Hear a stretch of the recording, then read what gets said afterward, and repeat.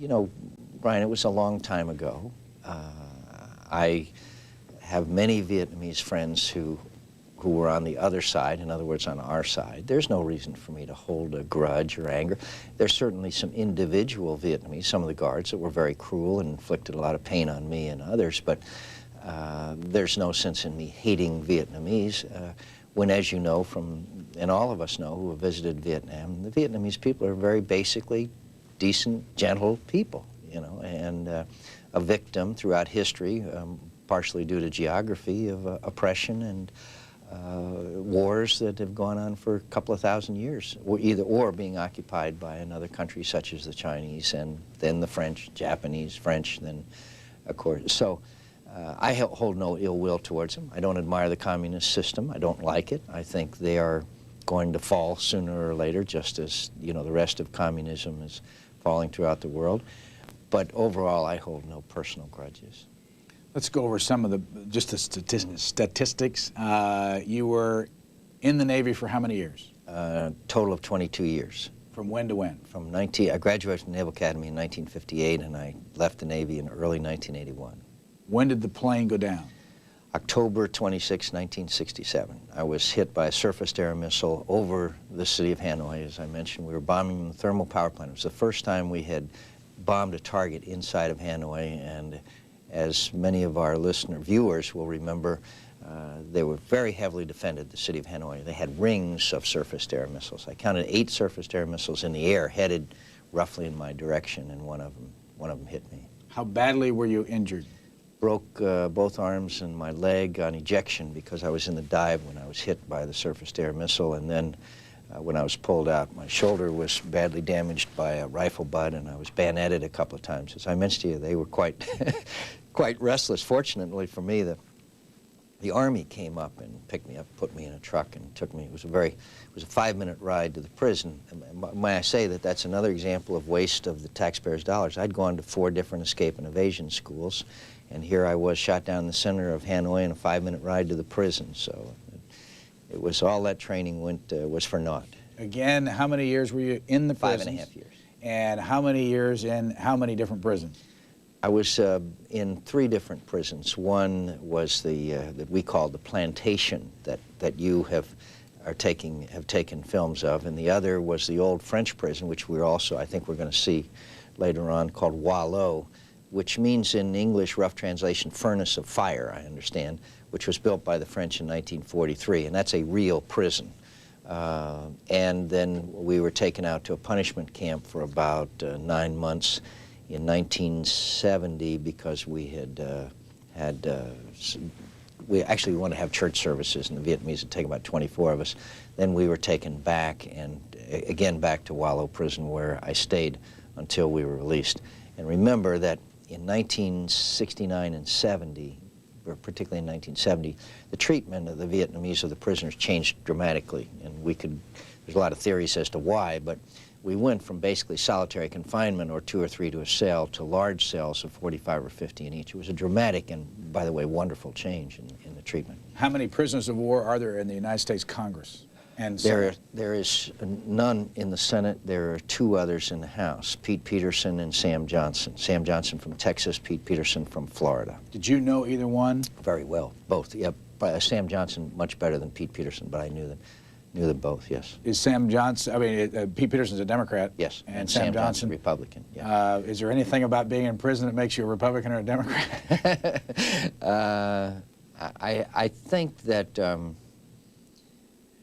there was some resentment back in 1968 when Lyndon Johnson stopped the bombing. We assumed that there would be some accommodation made for the POWs because, you know, we were up there bombing, we were captured, then he stopped the bombing. And there was resentment about that.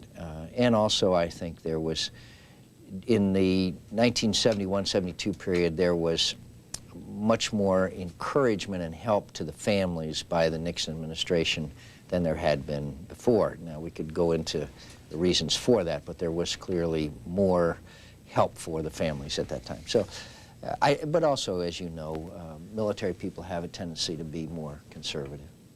We have a map here, And this map shows Indochina and Vietnam, of course, just so we can get a rough overview of where was the carrier that you were flying from? In here? We were actually we were further north than that. We would be not too far from Haiphong. Can you see Haiphong there on the map? Sure, it's right in there. We would stay up fairly close. In fact, some of our raids, bombing missions we would go on, would be 45-minute missions. Take off from the ship, 15 minutes to the shore, drop and return. So, because there was really no real threat to the ships out in the Tonkin Gulf, we sometimes stayed fairly close to the North Vietnamese coast. I want to show the audience, too, so for perspective, where this is. If you go right up here, you're talking about being in China, right there.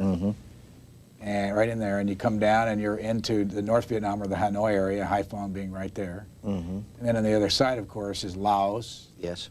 And if you move over to Thailand, right you there. will see that the Air Force bases were up near the Vietnamese border. Up here? And, yes, and places like U Dorn and U Ban, some others. And the Air Force would fly out of those bases into, and also some from South Vietnam, into Hanoi and Haiphong. And you can see that they were very long missions that the Air Force had to fly as compared with ours, where the ships would be right off the coast. And for a long time during the war, Vietnam was basically divided in a line north-south, basically about through Hanoi, and the Air Force had the responsibility for those on the Thailand side, on the western side, and the Navy a lot on the eastern side, although later in the war we went on coordinated strikes with the Air Force. 17th parallel about right there? Yes. Which meant that this was north and this was south? Yes.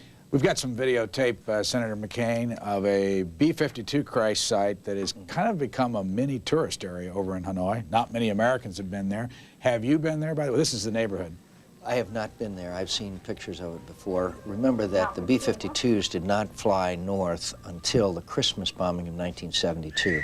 And there were a number of B-52s, I think 10 or 12, that were shot down during that Christmas period. But it was an incredible display of firepower and basically had taken out the Vietnamese ability to defend themselves, at least as far as airstrikes are concerned. We show this because we wanted to show you the neighborhood, and you see pictures of this from time to time. This is a day in April that was about 100 degrees, and this, in the middle of that swamp there, with houses around it, is wreckage from a B-52 that they, as a matter of fact, you got to pay a little money to get back down this Is alley. that right? Yeah.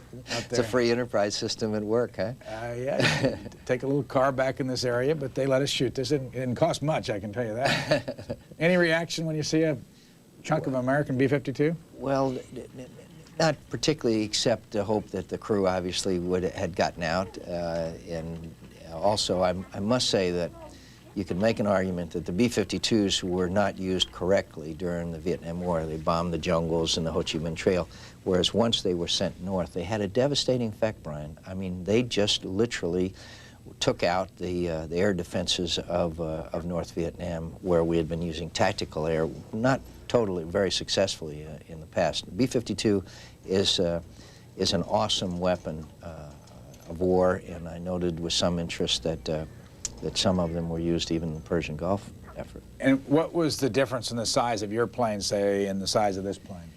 I think, of course, it was like 1/50th the size, but perhaps more importantly than that, the bomb load of a A4 that I was flying was generally about 7 or 8 bombs, and of course, I don't know how many hundreds come off of a B-52. The firepower that a B-52 could bring to bear is very impressive.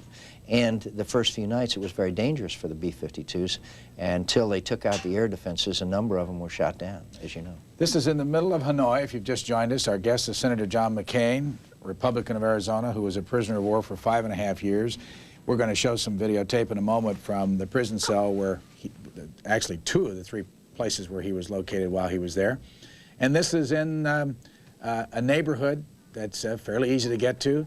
But I guess one of the things that people want to know is if we actually bombed civilians during the war. You know, we didn't, Brian, and it's coming out more and more that we did not. There was a famous incident of a so-called Bac Mai hospital, which was a hospital in Hanoi, which supposedly struck with all these casualties, and it turned out that was not the case. There was precision bombing, and the civilian casualties were minimal, and the Vietnamese will even admit that now. But at the same time, I've got to add that whenever you're in a war, civilians are going to be hurt. If civilians were not injured and there weren't civilian casualties, war would be a much more attractive kind of a business. And so the casualties were minimal, but unfortunately, innocent civilians were killed. Do you have any idea how much this B-52 cost? I know, and they've been in service for how long? You know, they've been in since the 50s, and they have turned out to be an incredible workhorse because they were originally designed to a large degree as a strategic bombers, you know, to carry just nuclear weapons, and they turned into a conventional carrier. I do not know the cost, but I would say to duplicate something like, you know, that which is the B-2, you're talking about $1 billion a copy. I think that the B-52 was a very worthwhile investment, and I have great admiration for the crews that flew the B-52s because, you know, they flew straight and level and depended on their electronic countermeasures, whereas at least in a tactical airplane you can dodge. That's a plaque, by the way, on the wall there. You can see right down there in the lower left-hand corner where it says 52, which is fairly obvious what it is. That's a plaque on the wall right near the site where you can go and tourists can go in Hanoi. They seem